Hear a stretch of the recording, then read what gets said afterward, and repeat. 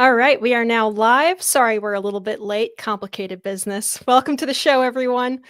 So, politicians like J.D. Vance, as well as popular figures on the right, seem to have a new vision for conservatism and the right in general that bucks the old neocon establishment.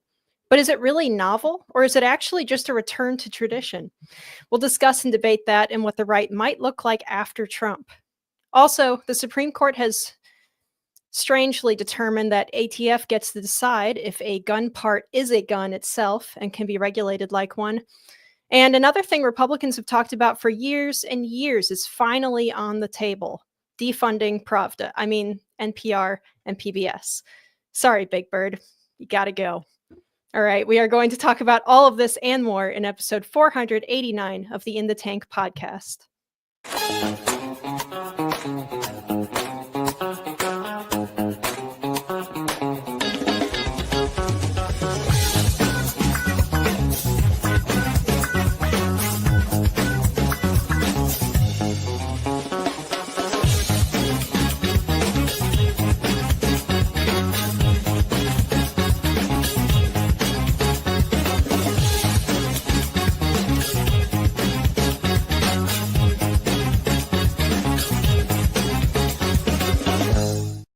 No, and that was a very particular case. It wasn't clear if he was radicalized when he got here or while he was living here. I don't really care, Margaret. I don't want that person in my country, and I think most Americans agree with me.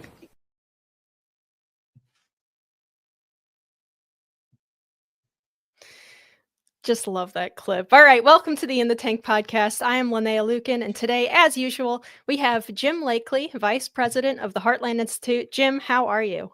I am good. I am triggered. The defunding Pravda, the hearings for NPR and PBS in Congress this week triggered me as a former journalist myself. And so we could have done the whole show on that topic. I'm going to try to keep it together so we can hit the main topic today, but so happy to be here. Former and recovering, right? Yeah, that's right. All right. We also have Chris Talgo, Editorial Director at the Heartland Institute and Socialism Research Fellow. Chris, how are you?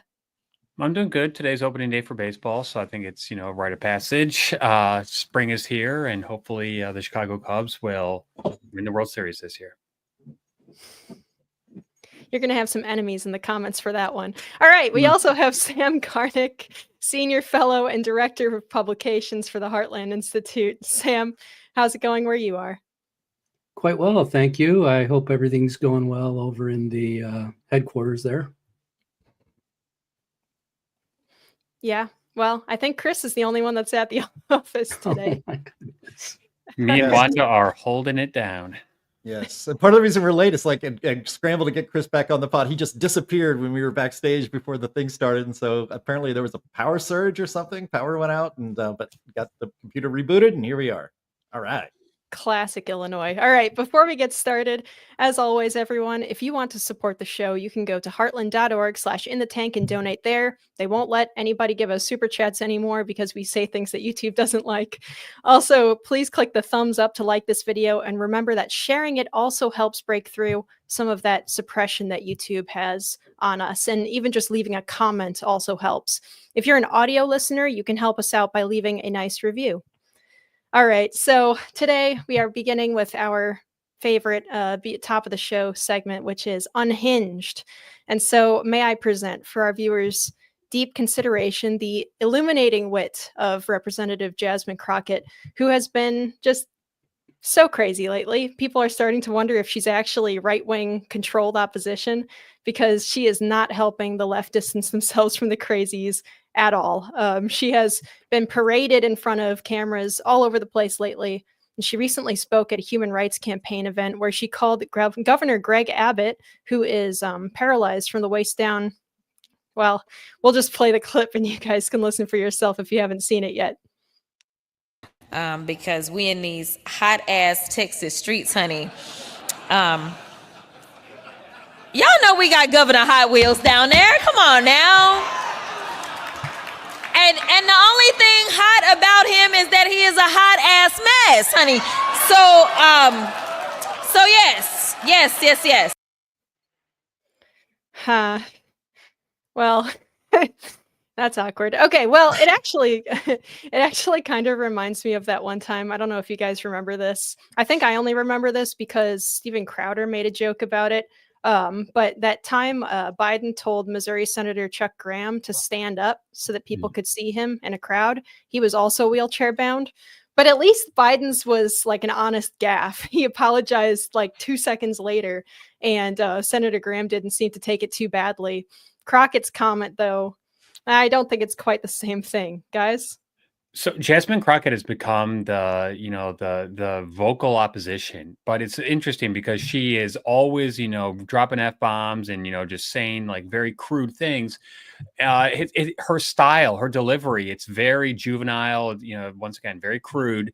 But if you go back and look at the way she used to speak, the way that she used to articulate herself, it was very different. So it makes me actually believe that this is all an act. This is all an act because guess what? She's getting tons of airplay. She's all over the, at CNN and MSNBC and, the mainstream media. But I don't think this is who she really is. And if you look back 4 or 5 years ago at how she, spoke, and she was just completely different. So, she's just acting. Yeah, I mean, Jasmine Crockett is she went to the most expensive private school in St. Louis as a kid. There's a video that kind of went viral over the last week or two on X of her being interviewed before she had run for Congress, or as she was running for Congress, and she, spoke and acted like a normal human being. And so this whole ghetto girl thing is a complete act, and it's really remarkable that she's getting away with it, that her own party isn't even mocking her for for this whole charade. I mean, I guess she wants to be included in the squad or something if she's not already in there. So since Cori Bush got dumped out of Congress, she was one of the charter members of the socialist squad in the House of Representatives. So maybe Jasmine's just trying to take that spot. I think it's good that you mentioned the squad, because it appears to me that Crockett is sort of becoming the one who normalizes the weirdness of the Democrats by making these absurd statements that will draw attention to her. And it makes AOC, for example, who is going around the country with Bernie Sanders, look relatively statesman or stateswoman-like in comparison. So this may not be an accident that she's getting all this attention. Do you think that this is like very intentionally planned out, this attitude that she has now, because they're trying to compete with the like Trumpism, the momentum that the right has gained with being a little bit edgier in their public appearance? I think this is somewhat emblematic of the media moment that we live in, where you can just say something completely outrageous and get a soundbite, and it can, quote, go viral, and you can share it on your social media, which I'm sure she, is a huge social media, person. And when you really think about it, she doesn't ever talk about policy. She never talks about, things in substance. She always just talks about, the art, like the very superficial, nature of these things. And she always attacks people. And it just goes to show that she's not a serious person. She's not actually she doesn't seem to me to be interested in solving the problems that the American people, are dealing with. But she's just trying to get as much attention as possible. So I think this is all about herself. I think she's very narcissistic. And I think that this is very, symbolic of the modern day, Democrat Party, where it's all just trying to, get out there and, say something outrageous. And, they just, just see what happens.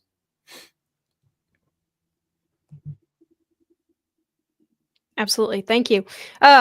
So if we don't have anything else to comment on this one, we can move on to our first topic of today. So this isn't something that the Heartland Institute covers all that often. So this from Fox News here we have upholds Biden administration ghost gun regulation. The U.S. Supreme Court on Wednesday upheld the Biden administration's regulation of so-called ghost guns by a 7-2 vote. At issue was whether the devices meet the federal definition of a firearm and frame and receiver, and whether the Bureau of Alcohol, Tobacco, Firearms, and Explosives, or ATF, exceeded its authority to regulate and enforce their sale. Ghost guns are do-it-yourself functional weapons that are often purchased online and marketed by some sellers as easy to assemble. The Justice Department said that more than 19,000 hard-to-trace ghost guns were seized by law enforcement in 2021, a more than tenfold increase in just 5 years. That was in part driven by recent technological advances, many containing polymer-based unassembled firearm components. And I would add to that the popularity of like P80 parts kits and stuff. So I'm going to give our viewers a little show and tell lesson here in case they're not aware. So I've been looking forward to doing this. So I'm going to explain what exactly this ruling is looking at and what it's not looking at. So if we take here, let me just move this out of the way. If we take here, this is a firearm, right? This is a pistol. We have this is the whole gun, all the components, no magazine in. We are safe. Trust me, guys. Don't worry about it. So when you take the slide off, what you have is the frame. You have the trigger assembly. You have your hammer assembly. So the frame of the pistol is what's considered a gun by the ATF traditionally. And so that's what needs to be serialized. For a while, the frame that was incomplete, as in it's not been machined in a way that would actually allow you to put the trigger and the slide and everything onto it and make it work.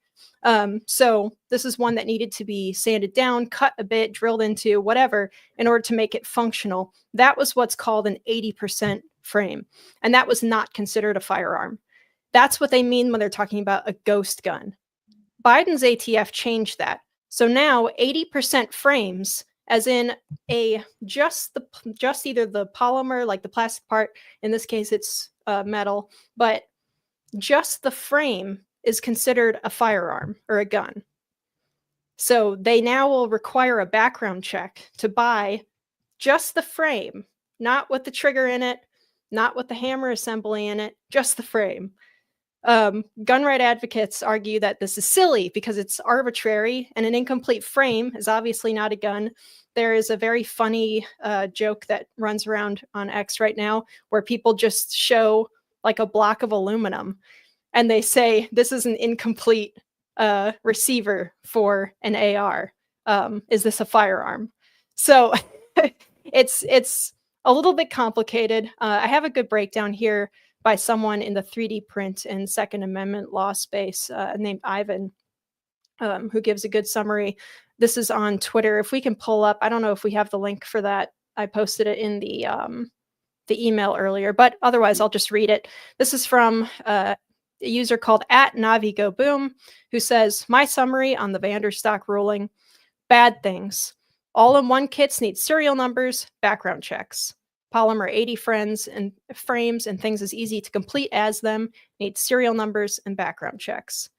The ATF retains their new rule-endorsed ability to come up with arbitrary decisions about what is and isn't a firearm. The good things. This ruling does not have a bearing on your ability to make guns yourself. You don't need to put serial numbers on your stuff. And what he means by that is if you 3D print a frame yourself at home, this rule does not apply to that. You don't have to go get that serialized. So ghost guns that they claim they're really worried about, meaning like the 3D printed polymer ghost guns, are actually not banned by this ruling. AR-15 80% kits are also not part of it, at least for now. Flats, blanks, tubes, forgings, etc. are all unaffected. And the court does not endorse the 8 hours in the machine shop test, instead pointed to 1 hour unskilled with power tools as being an example that's clearly readily converted. So part of the issue with this ruling is that they are claiming that any gun that can be readily or any gun part that can be readily converted into a working gun part all of a sudden falls under the category of a firearm. But they don't really make a solid definition on what they mean by readily defining. Okay, or readily made. So this stuff, if you are in the firearm space, is not unusual at all.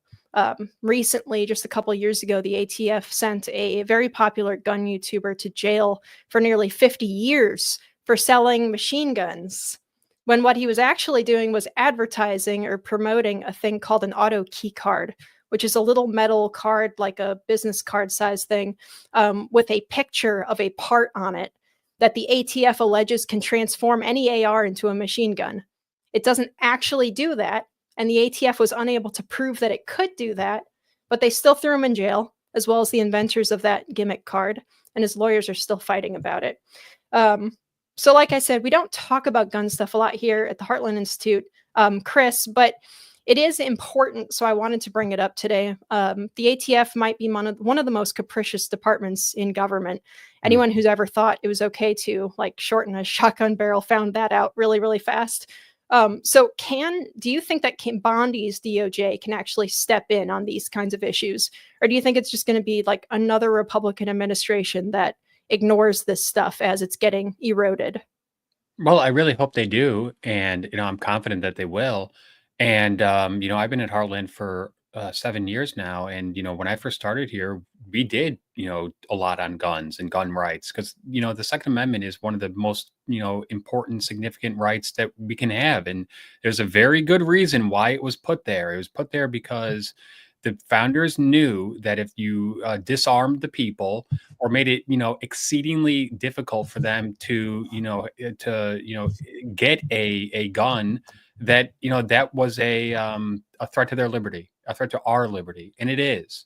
And when you just think that past 30, 40 years, there have been so many regulations upon gun manufacturers and just so many laws passed that I think are unconstitutional. This is, I think, just that trend moving more in that direction. But I do think, and we'll talk about this later, with the rise of the new right, that there might be some big pushback to this. And I really hope so. And, just what I've seen so far from, Pam Bondi and, Kash Patel and all the people who are, really in charge of these agencies, I think they're going to definitely step up to the plate and do what needs to be done. Absolutely. Well, and what's interesting right now is it seems like the space that has the best like lawyers and the best people who know what they're talking about on these issues aren't necessarily the people who are in the generalized Second Amendment advocacy area, but it's rather people who are actively involved with manufacturing and like home 3D printing communities and stuff like that. They seem to be the ones that are like super on top of everything that's going on, and all the particulars of regulation that the ATF has been basically just harassing people with for the last couple of decades. It's really interesting to see. And that is such a good point, because there have been so many examples of the ATF, and the FBI, I think, was guilty of doing this many times too, where they create crimes. And there have been so many times where they go and they try to get someone to buy like a sawed-off shotgun, or to buy a quote-unquote machine gun. And it's almost like they're trying to create the crime in the first place. And we've seen this time and time again.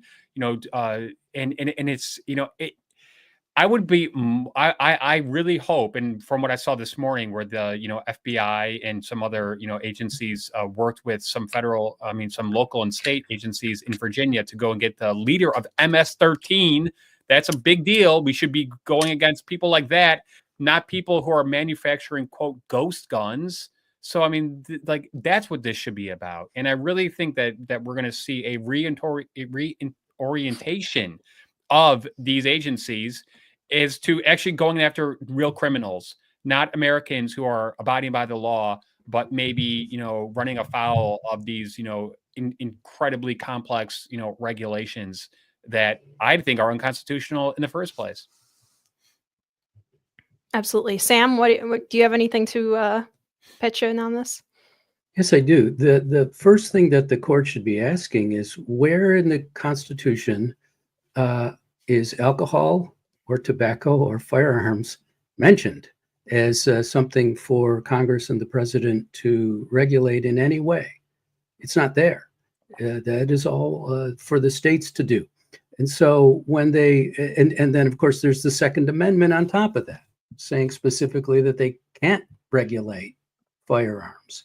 So what's interesting though to me beyond that is that the court over the last 3 or 4 years has been consistently going much more into the meanings of words. They're very analytical about that, and the justice that I think is most intensive about that is probably Amy Coney Barrett.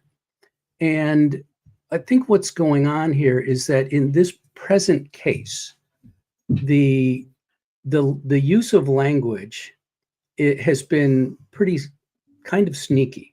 Justice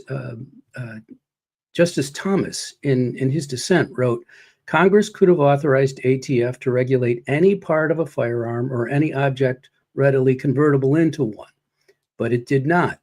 I would adhere to the words Congress enacted, employing its novel, quote, artifact noun, quote, methodology. The majority charts a different course that invites unforeseeable consequences and offers no limiting principle. Well, what Thomas is referring to there is an artifact noun is a noun that refers to something that is made by humans, as opposed to a rock or a lung, for example. So I suppose there are artificial lungs, so I've even made a bad example there. But the point is that an artifact noun, what they've done is they've said, well, if it's a piece of a gun, if it's a kit, then it's a gun. And so the example that some friends of the court wrote was if you send somebody a kit to make an omelet, you're sending them an omelet. That's simply not true. And that's what Thomas was referring to, is that they're using semantics and clever words to get to somewhere that they want to get. I would suggest that Barrett is sincere in her approach here, but I think it is becoming something of an infection of the court, and it's going to have some bad consequences, as Thomas pointed out. Yeah, it gets incredibly crazy and almost to the point of humor when you look up the NFA rules on a short barreled rifle versus like what you need a tax stamp for, what you don't need a tax stamp for. It's pretty crazy, actually. And if people will go and look up some of the comparison charts that are floating around out there, some of our European friends probably don't quite understand the nuances of this debate, maybe. But you'll look at like 3 firearms that are functionally the exact same firearm, and one of them is you'll get thrown in jail if you own, because it has like a different kind of stock than another one, but the actual function of the firearm is the exact same across all the versions. It's nuts. It's very stupid. It's clearly just control tactics. They're nibbling at the edges of the Second Amendment in order to try and get rid of it entirely, I think. I also just wanted May I mention that these are things that should not even be under discussion.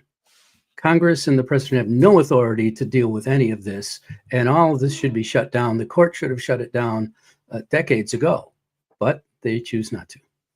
Yeah. I'll just add, Linnea, you must have gotten an A in show and tell in school, because that was a fantastic show and tell with your your pistol. I love show and tell. We're having a hard enough time trying to get this channel remonetized. You just killed that probably by displaying a scary firearm. And yeah, you're right.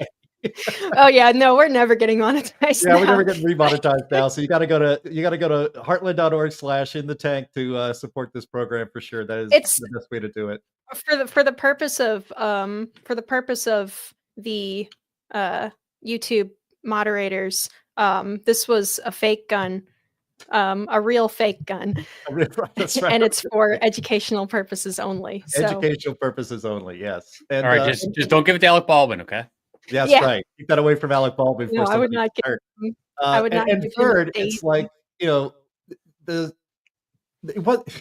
we live in such a weird time, and maybe there still are, but it's certainly not as prevalent as it used to be in the 50s and 60s, where there were gun clubs and shooting clubs in schools. They had shooting teams in school. They compete, and they would they'd leave their rifles in their trucks on school property, and it was fine. It was a total thing.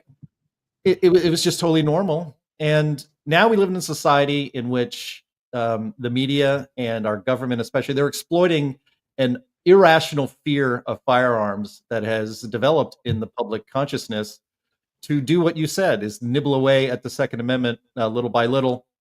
And, to have this happen, right now, as Donald Trump had just taken office, is a little discouraging. But I know the case precedes his presidency, obviously, but here we are. And that the only two justices who are not fine with the continuing nibbling of our Second Amendment rights are the two you expect it to be, Alito and Justice Thomas. So I wish Alito and Thomas the best of health and a nice, continuing long career on the Supreme Court so that our rights can be protected. I just want to add one thing to that real quick. Amy Coney Barrett, she's been a big disappointment for me. Unfortunately, I think that she is more concerned with, cocktail parties in Washington, D.C. and her reputation and, maintaining, her these friendships than she is actually just about doing the right thing. And it's really sad because I had high hopes for her. But, many of the rulings that she's made, in the past few years, I'm big time questioning. And I think that she is, John Roberts 2.0, where once they get on the court, they realize, hey, you know what?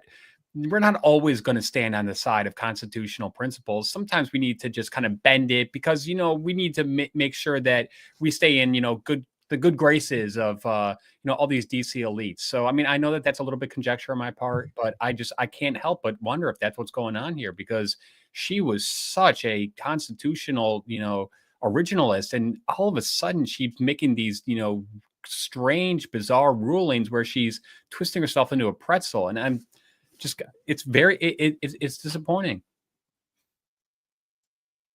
Yeah, I think unfortunately some people just can't stand up to the pressure too, right? Like it could be twofold. It's one, wanting to impress people in DC, and two, being afraid, oh, well, we've got all these smart people who are telling me, and not, and like second guessing yourself on some of your positions. I think that might be going on with her as well. Sam, I think you have something you want to add to that. I can tell. Well, I was just thinking about it. I think the alternative explanation is actually very plausible, which is that this is who she is, and this is who she was from the start, and this is in fact what she portrayed herself as being in her confirmation hearings, which is that she's very into originalism, but her idea of originalism is a little bit different from, say, Thomas's and Alito's. Her idea of originalism really does come from Antonin Scalia. And you remember Scalia, quote unquote, disappointed the right several times by saying that such and such a law was okay to do, even though it seemed to go against the First or Second Amendment, or it seemed to go against, it certainly went against the notion of enumerated powers. So she does seem to be sort of a Scalia 2.0. So we're going to be disappointed at the outcomes of some of her thought down the road, but oftentimes she's going to be on the right side of things as well. Yep. All right. We'll move on. I wanted to mention to the audience, in case you saw my wincing earlier, I was putting my fake demonstration gun back together, and it nipped me. It pinched my fingers. So that's why I cringed earlier, not from anything our good panelists were saying. Okay. See how dangerous they are? Oh my gosh. Yeah, we have to ban these things. I pinched the palm of my hand with it. Okay, so speaking of taxpayer-funded things that we might want to get rid of, from the center square, we have NPR and PBS defend work as Republicans consider cuts. The U.S. House delivering on government efficiency. Subcommittee held a hearing Wednesday where leaders from the National Public Radio and Public Broadcasting Service defended their work, which is partially federally funded. The hearing comes as the Department of Government Efficiency has hacked away at various parts of the federal government, and criticism of the left-leaning national coverage from PBS and NPR, as well as some of its transgenderism coverage, has drawn criticism. Catherine Marr, Chief Marr, that's what I thought. Chief Executive Officer and President of NPR, and Paula Kerger, Chief Executive Officer and President of PBS, testified at the hearing. Marr says she understands the skepticism and that internally the problem is being taken seriously, but said NPR should still receive funding because it has Americans' trust. Since when? All right, Jim, I know you have a lot to say here. Is NPR a vital American institution? Is it the only way for rural Americans to get the news, as Democrats are currently claiming? No, all of America is saddled with, I should say, all of legacy media. Their job is not to report news. Their job is to promote the Democrat Party and push leftist messaging and globalist messaging, and to censor any thoughts or communications that go counter to that. They are in the, if there's a Democrat in office, if Joe Biden is president, they are in the regime protection business. They are not in the news business. And of all of the media, NPR is probably the worst offender in this. We have several clips here that I gathered and that it triggered me while I was doing it. So maybe we can get get some of those on screen here. So let's pardon me. So I don't know. I have what, 1, 2, 3. I have like 5 clips. We could spend the entire show on this. I don't think we should, but let's start with this one. This is kind of a wrap up. This is from, I believe, the Washington Free Beacon. They did a quick clip on this, so let's have a watch. NPR bias. I have never seen any instance of political bias determining editorial decisions. No. Do you believe that white people inherently feel superior to other races? I do not. You don't. You tweeted something to that effect. You said, I grew up feeling superior. How white of me. I think I was probably reflecting on what it was to grow up in an environment where I had lots of advantages. Do you believe that America believes in black plunder and white democracy? I don't believe that, sir. You tweeted that in reference to a book you were reading at the time, apparently, The Case for Reparations. I don't think I've ever read that book, sir. Do you think that white people should pay reparations? I have never said that, sir. In January of 2020, you tweeted, yes, the North, yes, all of us, yes, America, yes, our original collective sin and unpaid debt, yes, reparations, yes, on this day. I think it was just a reference to the idea that we all owe much to the people who came before us. That's a bizarre way to frame what you tweeted. NPR also promoted a book called In Defense of Looting. Do you think that that's an appropriate use of taxpayer dollars? I'm unfamiliar with that book, sir, and I don't believe that was at my time at NPR. You tweeted that you read that book. Yeah. So look, yeah, like I said, I pulled a lot of clips. We probably don't have the time to go over them. I know we don't, but I just had to keep going because X was just full of all of these clips. And, what happened in that hearing yesterday is like if you were to, revisit the Aztec culture. Conquistadors arrived in Mexico. I mean, Catherine Marr was laid out for slaughter yesterday in a ritual sacrifice to the god of Doge. And I must say, I'm not disgusted at the spectacle, to be honest, because she was not some innocent, kidnapped, and sacrificed. She is the head of NPR.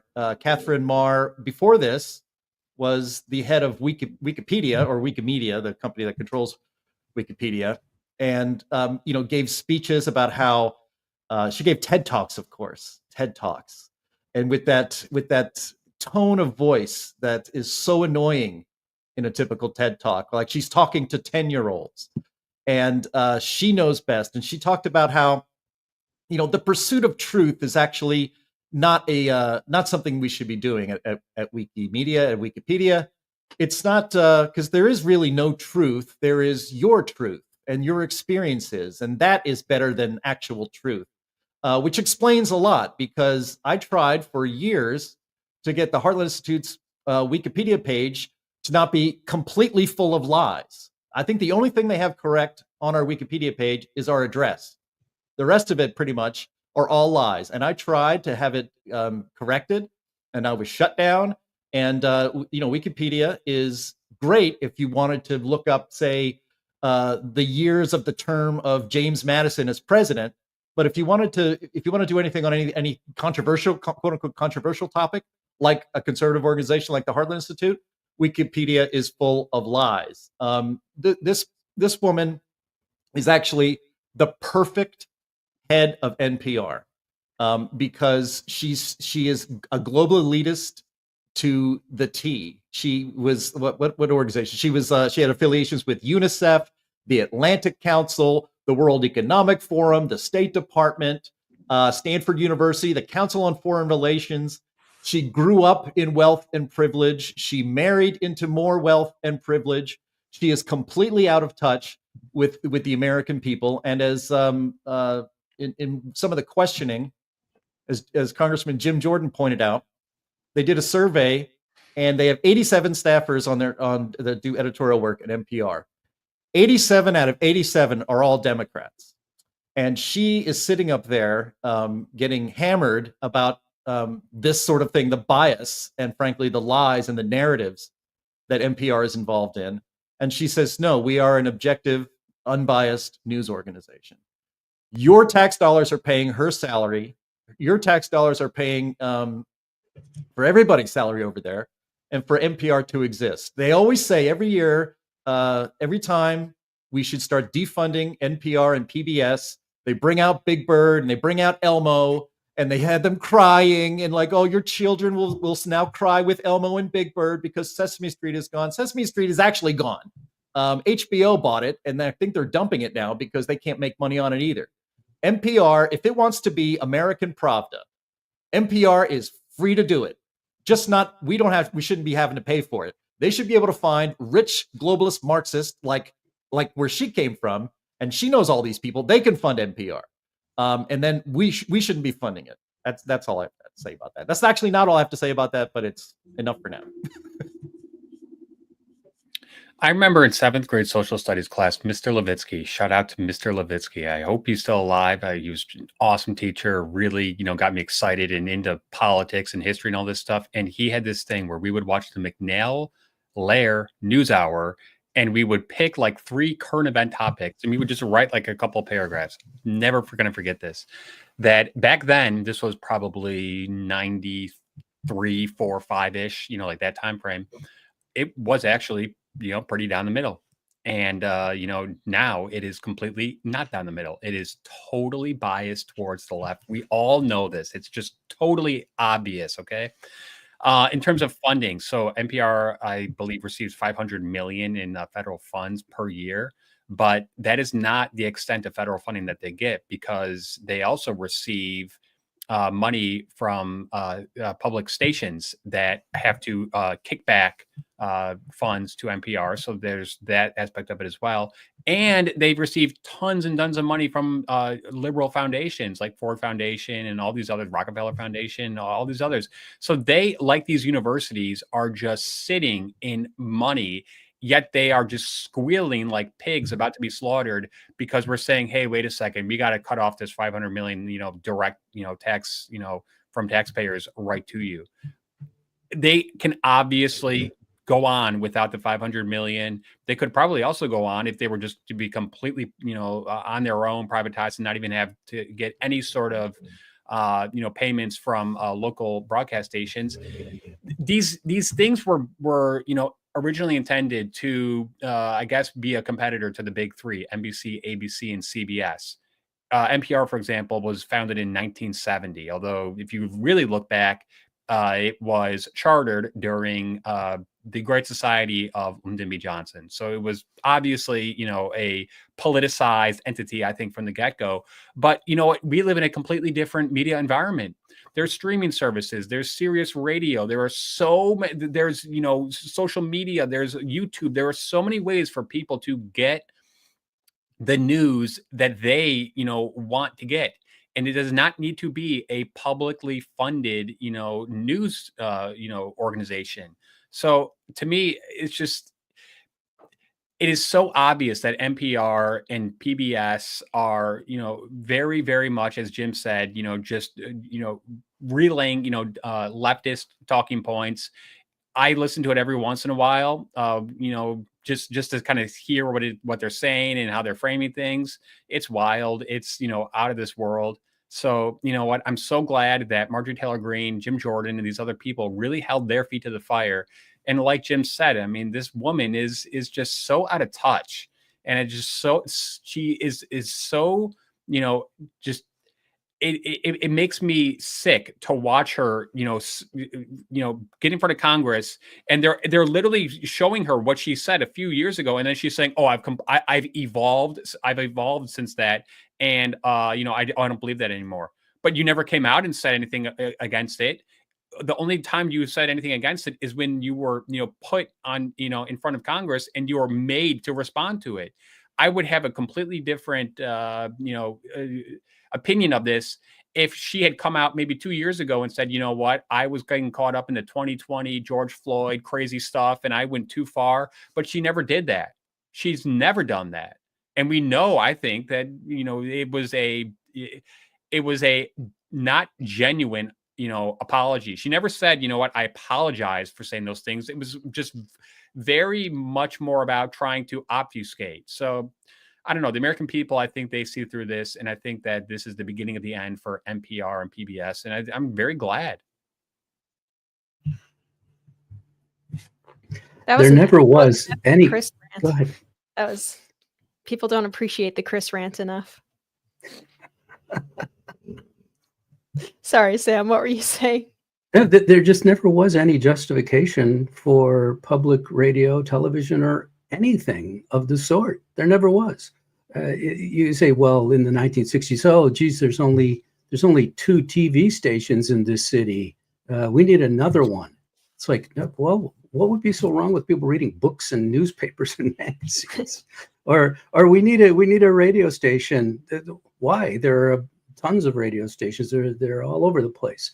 So there never was any justification, even originally. The whole purpose of it was to create a Pravda, to create a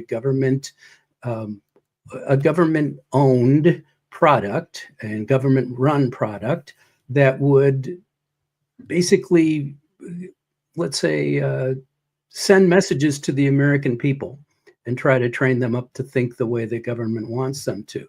There was never any excuse for that, and it's a ridiculous and stupid thing. And it's an interesting question. Why on earth Republicans let this go on and on and on over the decades? That they really believed it was a good thing. Now they have a president and an administration and a movement that recognizes that this is bogus and rubbish and horrible, and that it has to go. And so it's interesting how political courage tends to come from the getting an advantage out of taking a particular position. So now the doing the brave thing of wanting to defund NPR, you're not necessarily some sort of weird rando like Rand Paul out there saying let's get rid of the Fed. You're actually heading toward the mainstream. It's a silly thing, and it was stupid from the start. One of the interesting things I thought of the hearing was that Meyer didn't even start as NPR president until last year. So all the things that they were citing were things that you could say, "Oh, I didn't have anything to do with that," and so that's an interesting thing. But they did kind of hold her feet to the fire, saying, "Well, you're the boss here. Would you continue to do that?" And I love the fact that she said that I never saw any political bias here. Right, because there were 87 or however many Democrats working on the staff there, and you're on top of them, above them as another Democrat, so you probably wouldn't notice any bias. The whole thing is ridiculous. Get rid of it. Yeah, I'll just add, as I mentioned, Linnea, I'm a recovering journalist. It's been, I think, 8 years, 4 months, and 12 days since my last story that I wrote for the Legacy Media. Hi, but Jim. I actually got an interview to be part of National Public Radio as a reporter. When I covered the White House, a friend of mine, I won't mention his name. I don't think he's with NPR anymore, but even though he worked for NPR and I worked for the Washington Times, we became friends, traveling around together. And there was an opening, and I said, hey, I'd like to. Can I get an interview for that, or what do you think? And he said, yeah. So he arranged it, and I did a phone interview. I talked to an editor at NPR for about 15 minutes. I never got a call back, never got an audition or anything like that. But I am certain I would have been the only Republican working at NPR. And so it would have been 86-1 if I was still there, because all 87 of them that are currently on staff are all Democrats. And look, the target audience for NPR, I don't listen to it much. My wife actually listens to it once in a while on the car and reports back on how kind of annoying it is and just irrelevant really to what's going on in the world. But the target audience for NPR are so-called awfuls, affluent white female liberals they are in, those awfuls, those affluent white liberal women seem to be in control of so many of our elite institutions in this country, in government and outside of government. And if Catherine Marr wants to, start her own YouTube channel and compete with Meghan Markle to see who can be the most annoying, affluent liberal woman in America, good for her. She should go do that. We should not be paying for the programming of a very small subset of America. All of us shouldn't be having to pay for that. NPR should be able to compete in the marketplace. If it was forced to compete in the marketplace, maybe we would have a return of something, even though it was biased, something like the McNeil-Lehrer NewsHour back in the day. In the 80s, NPR and PBS were biased to the left. They were not outright propaganda arms for one party. They don't have reporters at NPR. They have narrators. They have people who just push the narrative of the leftist viewpoint on literally every subject. And as soon, we don't have time to play the clips now. We want to get to our main topic. But, Jim Jordan had pointed out that they interviewed Adam Schiff something like 25 times about Russia, Russia, Russia. And they never once had a Republican, James Comey. Comey, is that his name? That's not James Comey. That's the wrong guy. Comer, that's him. The congressman on the other side to counter him. Never, not once. They didn't cover the Hunter Biden laptop story because they said it was fake news and they weren't going to waste their time with it. And of course, that was actually the most significant story of the 2020 presidential election. And they completely ignored it on purpose. And they like to think it was just because it wasn't real news. The reason they didn't cover it is because they knew it was real news and it would damage Joe Biden. And that's why they didn't report on it. So good, maybe Sam, you know this as well as I do, because you're a little older. You're a little on the older side, just like me. And so that Republicans have been talking about defunding NPR and PBS for decades, and it never happens. We are now in the results business. That is, people who are watching our politicians, especially on the right, and we're going to talk about the new right. We're in the results business now. We're not going to be in the talking business anymore. And so if the Republican Party wants to be a real party and exercise the actual power that the voters gave them, they need to do something as simple and as small as this: defund NPR and PBS. You can put it into a continuing resolution or something, or do it with reconciliation. You can do it. Do it, finally. Right. This is such a good segue into our main topic, and it wouldn't be in the tank if we didn't spend an hour on the not main topics before we get into the main topic. But guys, we're going to go late, probably quite late, because this is something that we have been wanting to cover for a little bit here. Last week, after the show was finished, we talked a little bit about the last decade forward in politics and people in my generation and the way that they're voting, and kind of our version of a new conservative mindset. And as we were like halfway through this conversation that we went on for 20, 30 minutes after the show was over, I thought, man, I wish we were still live, because it was a really good discussion. So we decided that we were going to bring it forward this week. Part of what we were talking about last week was that people in my generation, probably give or take a decade, have developed kind of a strong skepticism of a lot of, say, sacred cows for the conservatism that we grew up in. It's not just like a young people have to rebel thing. It's a Republicans and establishment conservatism, as we just talked about on a couple of the topics for today, where we said we've been talking about defunding NPR forever, and it's just never happened from the Republican establishment. We talk about getting rid of the ATF or repealing the NFA, and it never happens from conservatives in government. So they have been failing us. And so we've looked around and said, well, why haven't things worked out the way that conservatives and some libertarians have promised they would? You know, if only we had this kind of globalist economy, if only we had, you know, a very kind of loosey-goosey approach to government and the like social atmosphere of the country. So why is it then that people my age are feeling so desolate and reaching for sometimes extreme ideologies like socialism even? So there are a lot of interesting thinkers coming up on the right who are taking approaches that haven't really seen the light of public discourse since maybe like before World War II. So let's take this clip from J.D. Vance for an example. I want to play it. It's one of my favorite things that he's said since he became vice president. Challenges that the nations represented here face, I believe there is nothing more urgent than mass migration. Today, almost 1 in 5 people living in this country moved here from abroad. That is, of course, an all-time high. It's a similar number, by the way, in the United States, also an all-time high. The number of immigrants who entered the EU from non-EU countries doubled between 2021 and 2022 alone, and of course, it's gotten much higher since. And we know this situation, it didn't materialize in a vacuum. It's the result of a series of conscious decisions made by politicians all over the continent and others across the world over the span of a decade.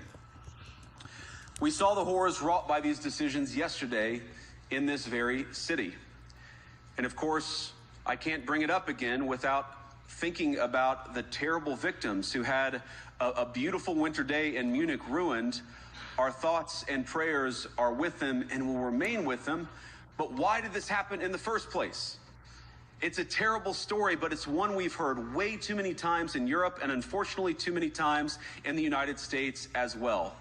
An asylum seeker, often a young man in his mid-20s, already known to police, rams a car into a crowd and shatters a community. How many times must we suffer these appalling setbacks before we change course and take our shared civilization in a new direction? All right, we have one more, I think. I don't know. That wasn't quite the one that I was thinking of, but it's also a good one. Whoops. We got our clips shuffled a little bit here. Do we have the other one? Yeah, I'm sorry about that. No, that was the link I went to. Jim, we've lost your sound now. We've lost my sound? Oh my. You can't hear me. I can hear you. Uh-oh. Okay. Okay. So can I just go with this for a second? So I think what the rise of the new right is about I can't hear anyone now. Maybe it's me. Oh no. Oh no. Is major technical issue as soon as we get to the main topic. That's classic. Well, thumbs up if you they can don't want you to comment about this. Okay. So that's why this is. So what I think the new right is doing is actually making it easier for young people to prosper in this country. So I think for the past, 30, 40, 50 years, whether it's these outrageous, costs of college, young people, they just cannot get a leg up. And what J.D. Vance and Donald Trump have been saying is that this populist movement is about making your life better. It's about, it's really about making sure that they have opportunities and not globalization and not, taking all these jobs and going overseas and all this stupid stuff that we've seen happen for decades. And it has not made people in my age group and younger better off. I mean, a lot of them are graduating with tens and tens, if not hundreds of thousands of dollars in debt. Then they can't get a good job. Then they can't buy a car. Of course, they can't buy a home. So they can't do things. They aren't getting married. They aren't starting families. It is just so difficult for people, I'd say under 30 years old, to really get a start in this new economy. And when we think back to the way that it was, and back in the old days, and I don't mean like the old days, but maybe, 50s, 60s, those years, if you went to college or you graduated from high school and you got a job, you could actually provide for your family. You could buy a nice home. You could afford things. You could afford vacations. All those things, they were affordable. They're not affordable anymore. And that's, I think, what this is really about. And there are so many reasons why this is not affordable anymore. A lot of it's, the crazy government spending, the stupid regulations. But really what this is about is the American people saying we've had enough of this. We want the ability to really just do what we can do. And that's what this is, really trying to make sure that they have the opportunity to do. There are a lot of elements to this. Oh, there are a lot of elements to this, and I think one of the biggest is technological change.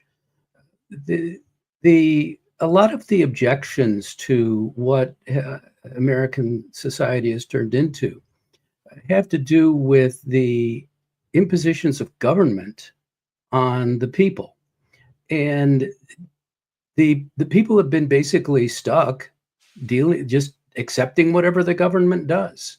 So when they say, okay, we're going to have a 30,000 page trade deal that we'll call it free trade. Okay, 30,000 pages to define free trade, right? So we're going to have a 30,000 page free trade deal, and then everything will be nice because everybody in the United States will just be a lawyer or a movie actor or a rock star, and no one will have to build anything because they'll build it all in Mexico and China and Africa and India, and you'll just chill and do whatever you want, have a good time, and we'll have universal basic income and so forth. What we have here is a mixture of what's called neoliberalism, which is a sort of a perverted, globalized version of free markets, which makes local markets unfree. So what you have here is, but it's all essentially what's gone wrong here is the government. The government has imposed a vision of what people are like, that we are. What was that phrase? Cogs in a global machine. That's accurate. That people are interchangeable. They're fungible. You can use them for anything you want, and then when they're no longer of any value to you, you discard them and let them die of fentanyl poisoning or any number of infectious diseases that they may acquire because of horrible living conditions and so forth. So what has happened is that bigness has become the way of life in the West. Big corporations, big government. Remember, though, that corporations are not a thing that would occur in a free market. Limited liability would not occur. Corporations are made by government. They are licensed by the government, and the idea was well, we'll get greater investment if we take away the risk of losing your money if you invest in a corporation, if you buy stock. But what that means then is that makes corporations less responsible. So when you complain about corporate irresponsibility, the left complains about that a lot. But it was government that created that. So all of these problems ultimately come down to government. And what the new right has observed is that these problems that are being created, the people who said that they were going to solve those problems, the Republicans, have never done it. They just have dropped the ball. And Trump, for his to his great credit, in 2016, made it very clear that the Republicans were responsible for going along with all this, and so that created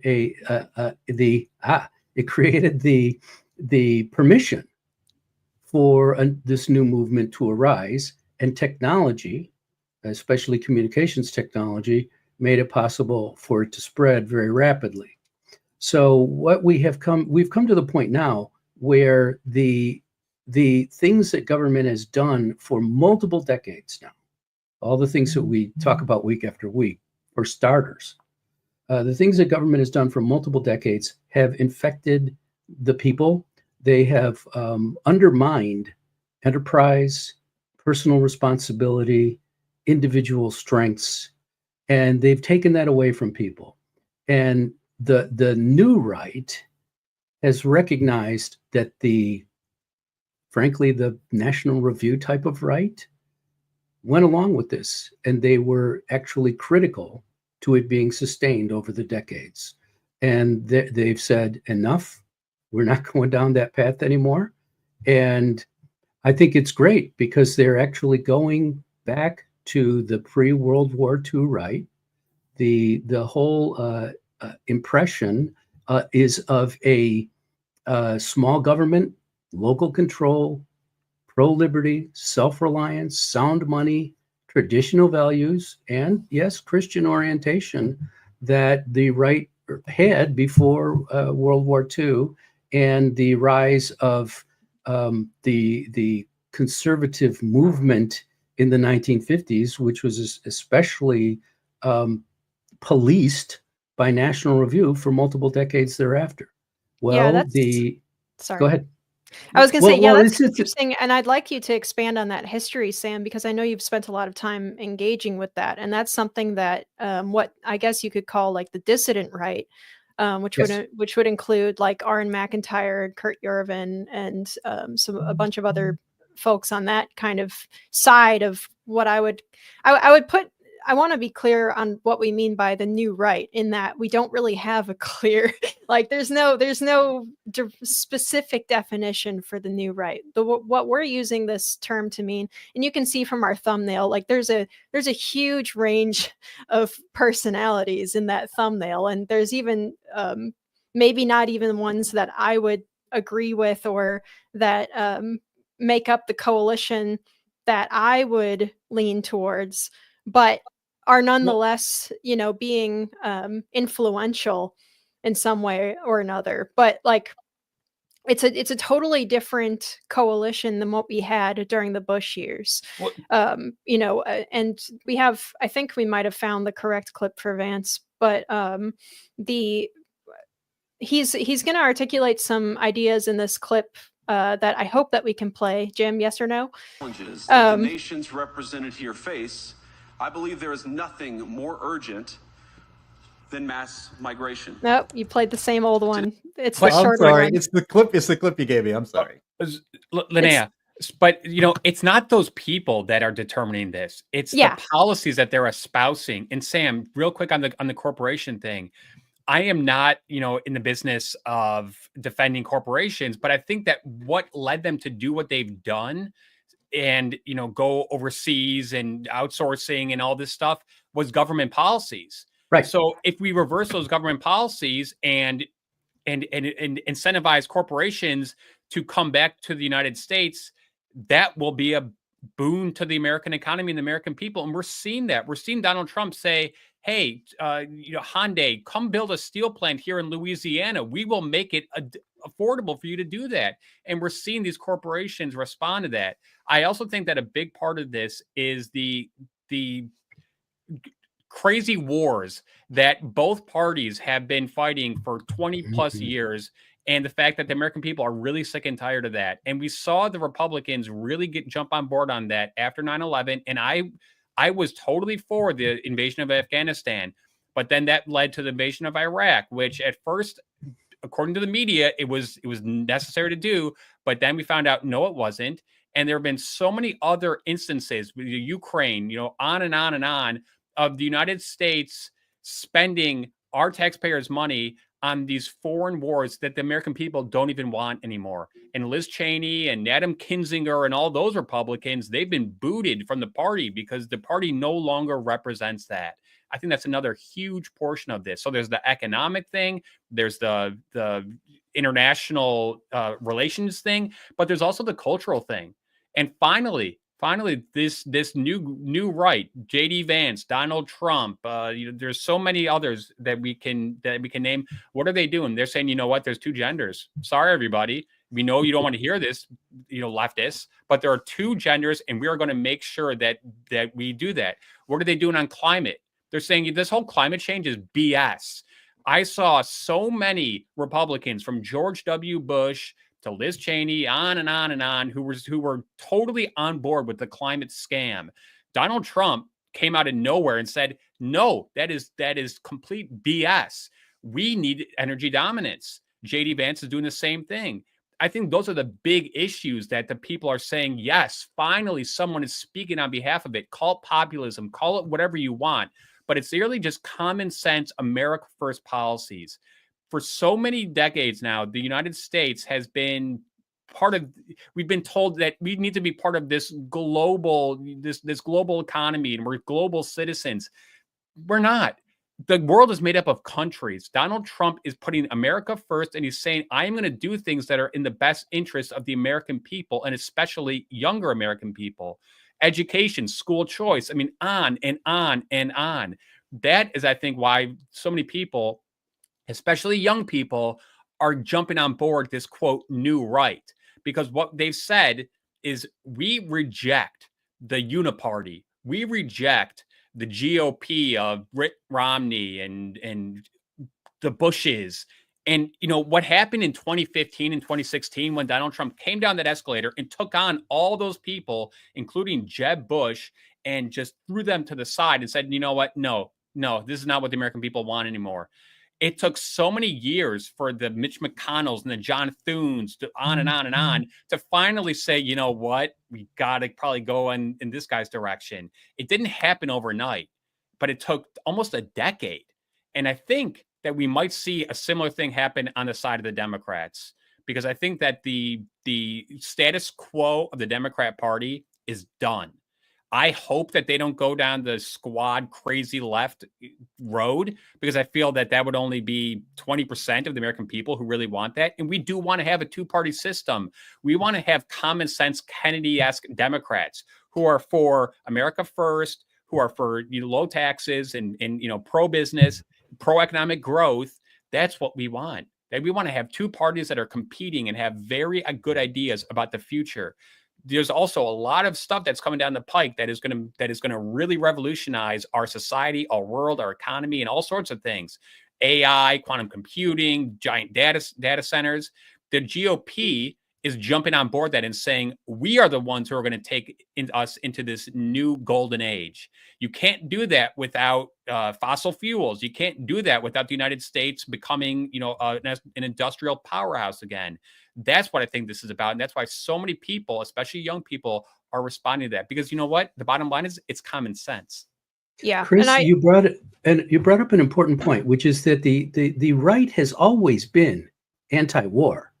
And a war footing always strengthens government, makes government bigger and bigger. Leading up to World War II, the right was against getting involved in the war until somehow we failed to notice that the Japanese were about to bomb Pearl Harbor. And so what happened there was that then right after the war, we go right into a Cold War. And who was the strongest supporter? Who were the strongest supporters of that Cold War? The left and the Kennedys and the like, the slightly left of center, not anything like what they are today. They supported the Cold War. But the conservatives, the Republicans, they supported the Cold War too. This was the National Review, William F. Buckley movement, that the anti-communist movement that posited that we need to fight a quiet world war behind the scenes in order to keep the Soviet Union from doing what? The Soviet Union was weak and pathetic, and they were doing very evil things. But we could have stopped them one by one instead of participating in wars all around the world, including Korea, Vietnam, places like that.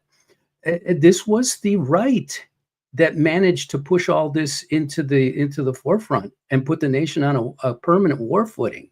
So the issue you bring up is really important, which is that the right has always been anti-war because we're against big government. Yeah, the right is supposed to be anti-war, but strong on national defense. And Right. I just feel that in the past few decades, in particular since September 11th, the right has abandoned those principles. And because I do not agree with this, but many influential leaders on the right were saying, no, we need the Patriot Act. Don't worry about your liberty. It's all about your security. And I think that after 20 years of that, people are saying, you know what? We disagree with this. We don't want this. We have wasted trillions and trillions of dollars, and it didn't really actually make us any safer. And the world is still a very volatile place. It's always going to be a volatile place. But America should use its resources mostly to make sure that Americans are protecting the border, law and order, all this kind of stuff. That's what Trump is bringing back to the table. And it has unfortunately been ignored, I think, for far too long. Well, and the kind of, I guess the kind of National Review Republican or the National Review conservative that we have been kind of alluding to here is like pretty allergic to the kind of comments that have been being made, the kind of I hate to use the word revolutionary, but that is kind of how it feels, breakdown of the GOPE and everything. And we're not going to go back to it. So if people have an attachment to the Bush years and stuff, then, or even frankly to parts of the Reagan years, sorry, but we're not going back to that. There is only moving forward on these subjects. And I want to, so apparently StreamYard hates it when Twitter has two video clips embedded in the same tweet. And so it kept going to the longer one. So I'm just going to read the quote from Vance that I like. So what he said was, contrary to what you might hear a couple mountains over in Davos, the citizens of all of our nations don't generally think of themselves as educated animals or as interchangeable cogs of a global economy. And it's hardly surprising that they don't want to be shuffled about or relentlessly ignored by their leaders. And I think that that's something that ties in both to the economic issue and also to the global war issue. The United States wanted to be an empire without actually taking on the responsibilities of being an empire is what it feels like. And there too many European and too much of the United States has been willing to just throw young men to the meat grinder for decades. For what result? I mean, what tangible results? Basically nothing, right? Ukraine. Yeah. and it's given us nothing. It's given us a lot of headstones. It's forwarded, the military industrial complex. That's and I actually have heard arguments from old GOPE types that we actually should be okay with this stuff because it's good for our economy, to be continuously sending weapons to Ukraine, to be continuously.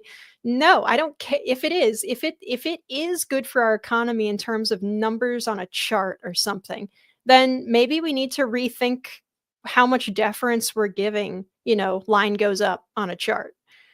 Because it's not working for our souls in this regard. It's not increasing Americans' living standards, and that's what this is all about. Donald Trump wants to increase Americans' living standards by having a sound currency, by increasing manufacturing base here in America. Just simple things that have been overlooked for so long. That's what this is about. And the status quo, the Mitt Romneys of the world, they don't want that. And, another part of this, I think, in the quote, new right, is the fact that the new right fights. Mitt Romney, George H.W. Bush, George W. Bush, John McCain, even, all these people, they didn't fight. They almost were just willing to just give in on anything because, the media would scream, and Donald Trump has taken all that and just reshuffled the deck. And it's all about fighting for what's right. And that has been a huge, I think, benefit to the new right. And that's why so many people are excited for this.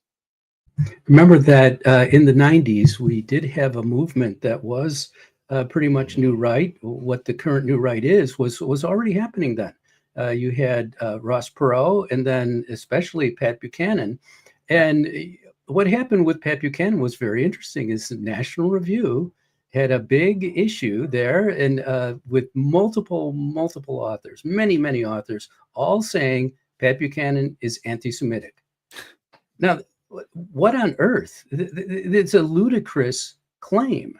But what Pat Buchanan was very much pro-American. And Buchanan's main point was that regular people who want to work or do work, do not benefit as much from their efforts as they used to.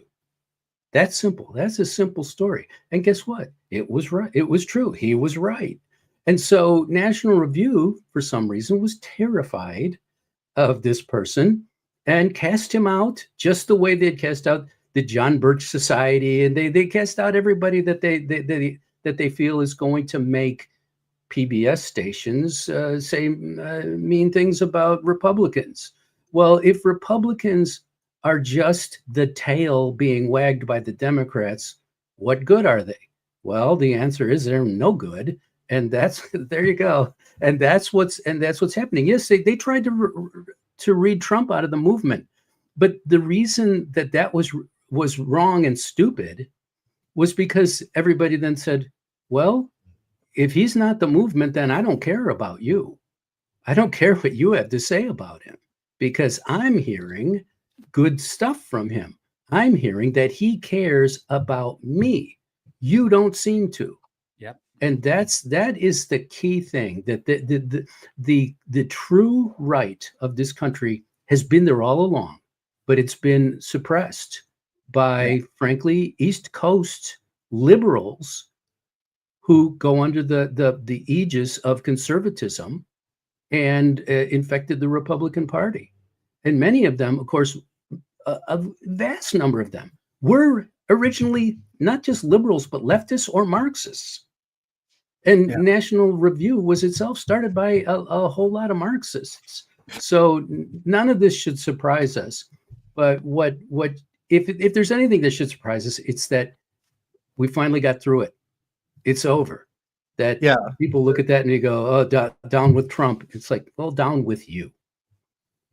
Yeah. Let me weigh in here a little bit. I'm looking. I'm the one who pulled up the cover against Trump, the editors, and then all of these other people, against Trump in the cover of National Review, probably the most notorious cover story and cover they've ever had. I'm looking at the names here. You probably can't read them on the screen. They're very small. But Glenn Beck, Brent Bozell, Ben Domenech, who's a friend of ours, Eric Erickson, Stephen F. Hayward, Bill Kristol, Yuval Levin, Dana Lash. We have Michael Medved, Ed Meese against Trump. Who else? Cal Thomas, Thomas Sowell, Katie Pavlich. Those are some of the names against Trump. At least half of the people on that list would not consider themselves against Trump. In fact, they're some of Donald Trump and his policies' biggest cheerleaders in the media today. And so when you look at this, so I find that pretty interesting. And when you look at this thumbnail that the great Donald Kendall made for us in our podcast today, you look at the people put in black and white and X'd out. George W. Bush, George Will, Jonah Goldberg, William F. Buckley. That's Jennifer Rubin and Bill Kristol. They are now all in the. They make a living. Well, the writers on that list do that are still alive. Make a living being anti-Trump, and it is a very small. It's a very small cadre of people. You get to go work at the Bulwark or somewhere else, and they've lost. These used to be some of the most influential people on the right for normies to get into and to understand conservatism. George Will was a hero of mine. I met him. He gave a talk when I lived in Fredericksburg, Virginia. I was nervous going up to meet him. I admired him so much.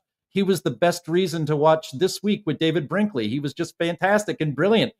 and William F. Buckley with his firing line show, and Jonah Goldberg, it breaks my heart. Liberal Fascism was one of the best, popular books on conservatism and exposing the hard left that has been written in the last 20 years. And he's gone completely anti-Trump, and it's made him, in my mind, and it's tragic.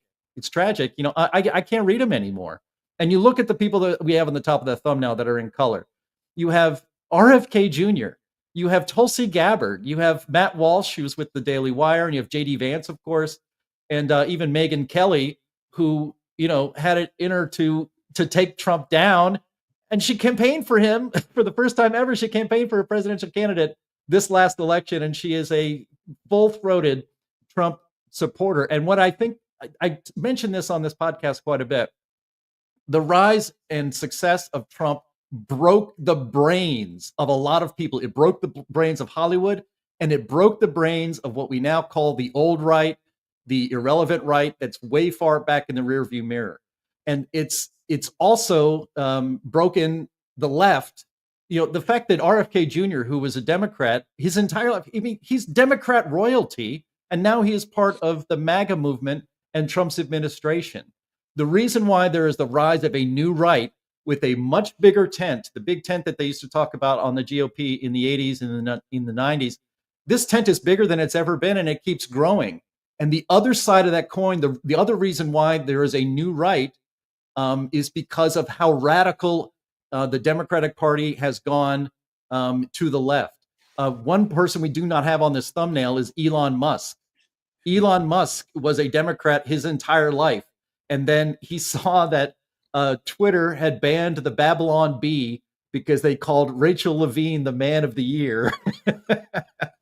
And that pissed him off. And he said, we should have free speech. You should be able to actually make fun of people. And that was, and look what it started. That old meme of the little tiny domino, and then it goes to the big domino, and the first domino is X bans the Babylon Bee. And then the big domino is, Elon Musk is tearing the government apart. So, that if it wasn't for the left going completely nuts, and Chris, you touched on this when you talked about the cultural issues that the left has dominated, pushing the idea of 57 genders. Facebook had that in their thing, all this, the DEI, the ESG, the radical climate environmentalism stuff, all of that has pushed people who just can't remain in a movement that believes in these sorts of crazy, un-American, uneconomic, and punishing things. And so that's why Tulsi Gabbard is now part of the new right. That's why RFK Jr. is now part of the new right, because they believe in free speech. They may not believe in super limited government, but they do believe in free speech, and they believe that America is a good country and a great country and needs to recover its sense of self again, that being patriotic is not a bad thing. But that is what the left and the Democrat Party have basically taught generations of kids through our public schools. And so the rise of the new right is still going on, and I think it's going to continue to get higher as the people here in black and white will be left, as they said in the Reagan years, on the dustbin of history. Yeah, and I think it's interesting. I think it's worthwhile to note too that there are a lot of, it's not like we have to only look to, the past. Although, people of my generation, it's interesting in the circles that I've, drifted in and out of, on the right, on the online right, and maybe the very online right. It's, a lot of us who grew up reading Thomas Sowell and who grew up reading Hayek and everything. And so we're all very well versed in kind of the fundamental kind of conservatarian or libertarian minded side of the conservative kind of ecosystem. And now what people my age are reading is like Chesterton and Hilaire Belloc and stuff. And it's very interesting. And I think, Sam, I wanted to hear your take on this. The shift in like a renewed interest in much older thinkers in American conservative thought, and British conservative thought, I suppose, as well, European thought, is really, really interesting because, like we kind of alluded to at the start of the show, the part of the new right that's forming as part of that big tent is kind of just like the much older right. And I think that the big tent thing that we have right now is probably something of a transitional stage. I don't think it's going to stay a big tent forever. I don't think that this is where the line is going to be drawn, 20 years from now. But I think that it's an important kind of dissolving of the the last 30, 40, 50 years of Democrat Republican borderlines. Sam, what's your take on that? Well, you're right. In particular, the new right is still figuring things out, and that's why it's interesting to have that montage there with the or collage, I should say, with the pictures of Kennedy and Gabbard.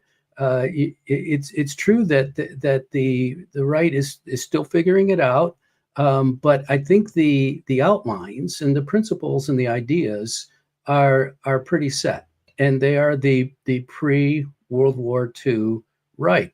As you pointed out, the people who have a sort of freedom-oriented, small government mindset, who like the idea of being able to figure out their lives for themselves and not have a giant government based somehow in Brussels telling people in Ohio what to do, and then not cleaning it up when they drop poison on the ground there.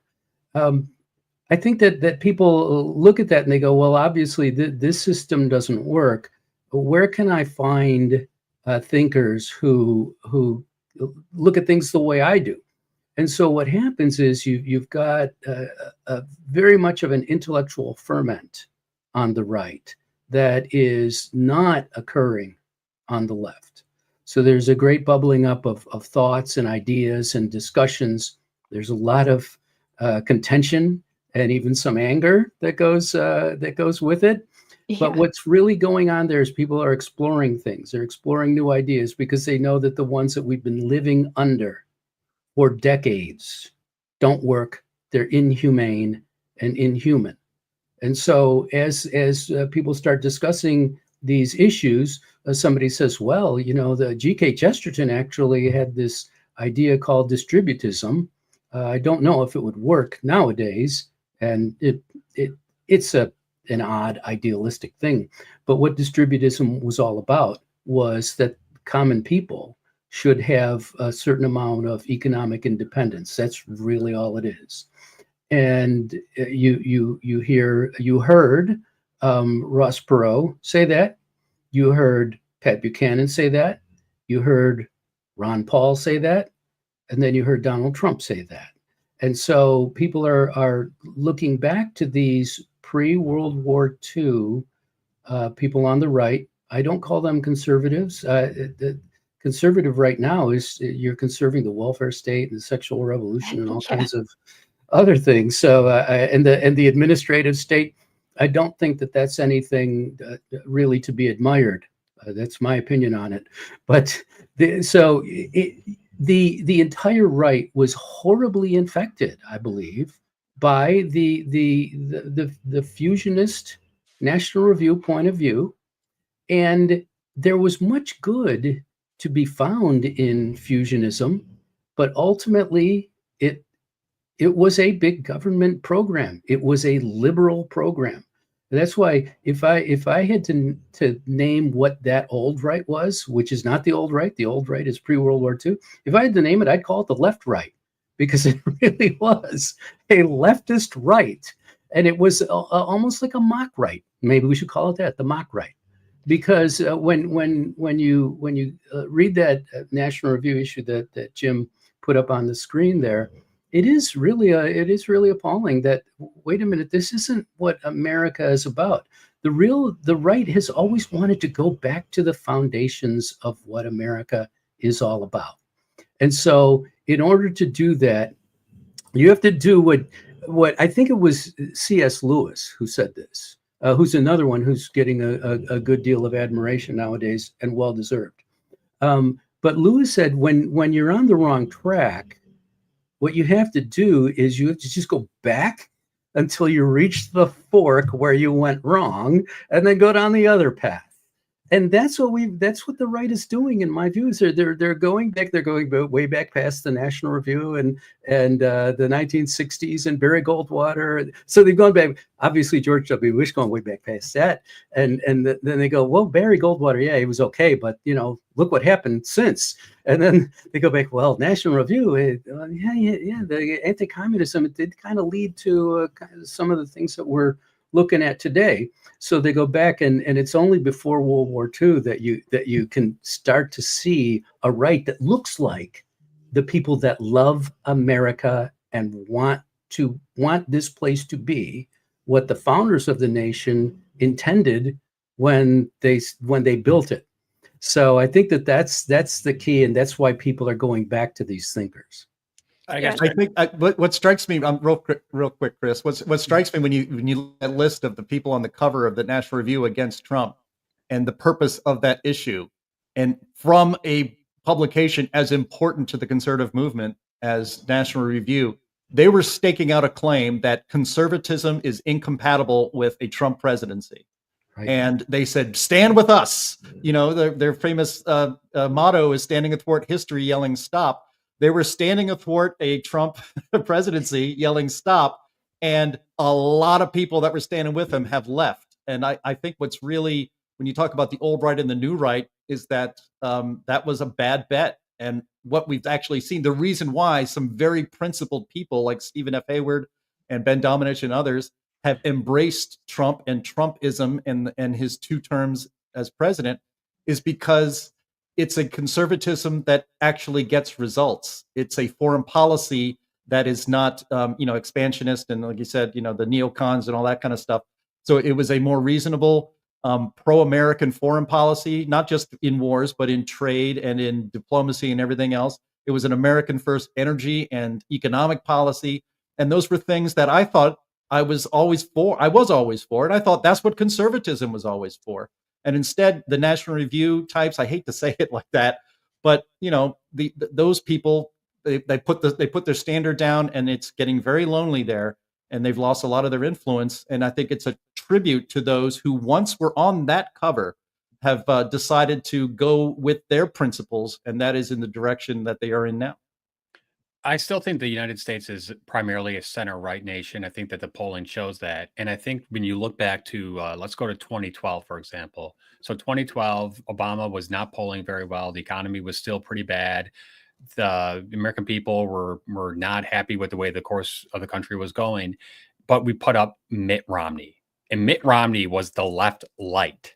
Okay, he was not espousing conservative libertarian principles in a fighter-esque manner. And I think that what has happened is Donald Trump has taken that mantle and he has run with it. And what the people have seen is, what?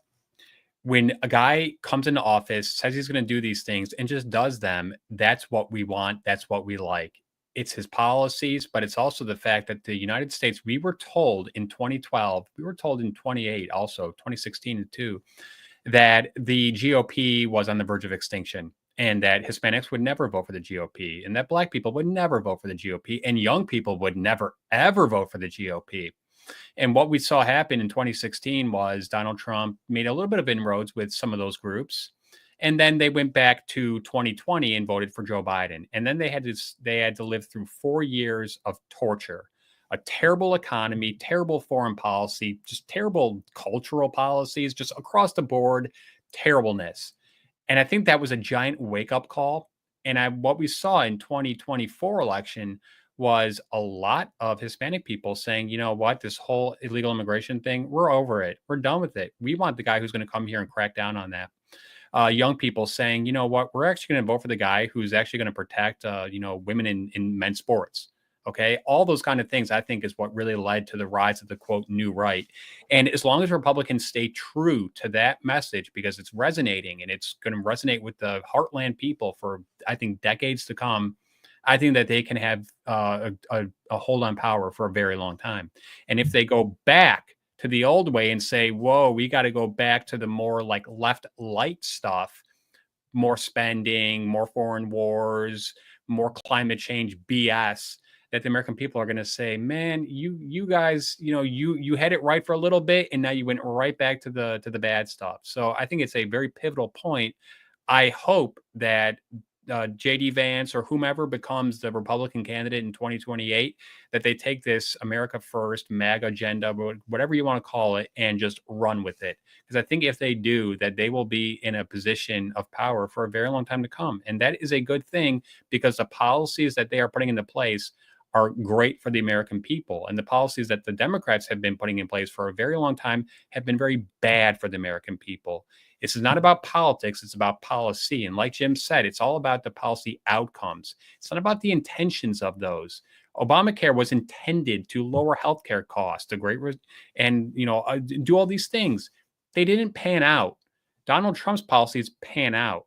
And we're going to see that over the next 4 years. And I think that the American people are finally realizing it, that we don't have to live in this global, environment. We can live in an American First environment, and it's going to be better for us. And that's what this is all about. I've long been writing that Republicans should act like Democrats in how they approach their jobs. They shouldn't vote like Democrats. They shouldn't legislate like Democrats, but they should act like Democrats. The answer there is just win, baby. Don't worry about don't worry about what the Atlantic thinks of you. The heck with them. Yeah. I mean, it's like I'm gravitating toward that phrase, the mock right, because it never was right. It never was the American right. And so if you're chasing a dream of universalism, which is the same thing that the left is chasing, you're not going to win on that issue, because they'll do it better than you.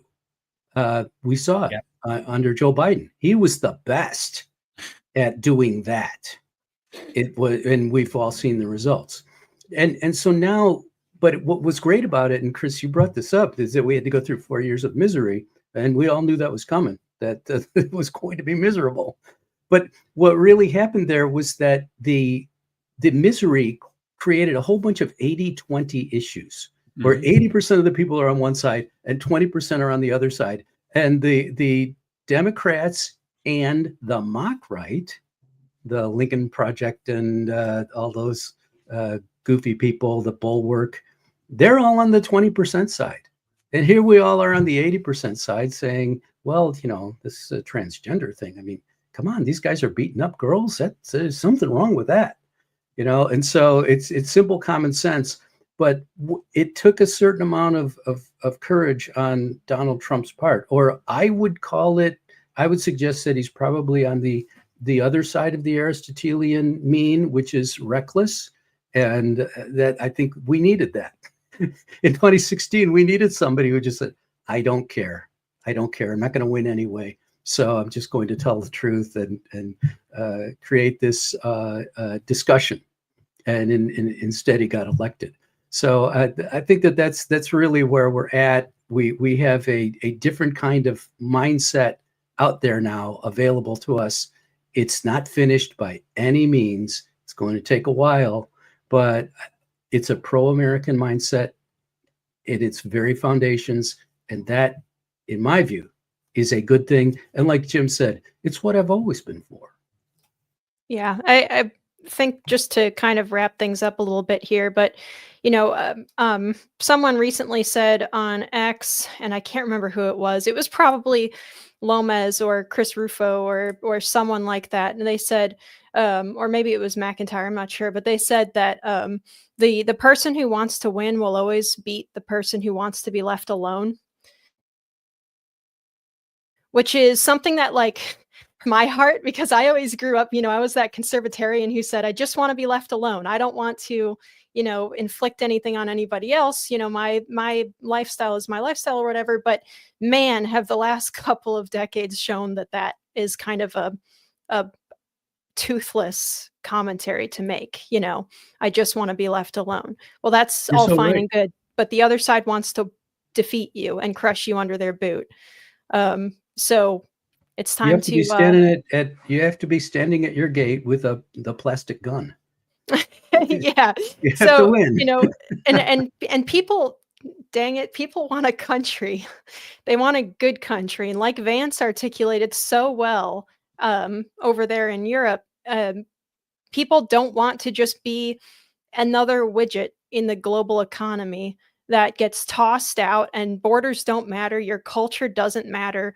We're all part of a global culture that is just kind of like a gray mush that all blends together. No, darn it. People want a country.